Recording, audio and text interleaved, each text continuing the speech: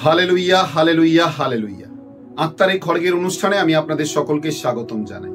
যুক্ত থাকার জন্য অজস্র ধন্যবাদ, কারণ প্রভু যীশু খ্রিস্টের প্রেম, আনন্দ, শান্তি ও দয়া আপনাদের জীবনে প্রতিনিয়ত নেমে আসছে। প্রিয়জনেরা, বিশ্বাস করুন, যখন আমরা প্রভুর বাক্যের ওপর বিশ্বাস করি, প্রভুর বাক্যই আমাদেরকে নতুন আত্মা, জীবন এবং অনুগ্রহ দান করে থাকে।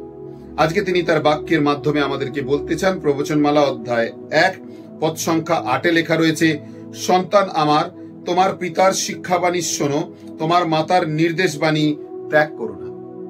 তুমি শোনো তোমার পিতার কথা, শোনো তোমার মাতার কথা, ত্যাগ করো না, কারণ তুমি তাতে অনুগ্রহ পাবে। তোমার অনুগ্রহ তাদের মাধ্যমে তোমার কাছে পৌঁছাবে।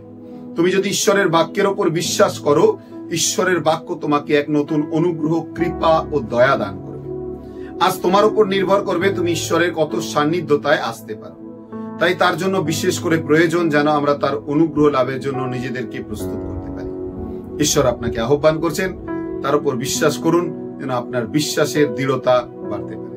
যুক্ত থাকার জন্য অজস্র ধন্যবাদ। শেয়ার অবশ্যই করুন। জয় যিশু সকলকে।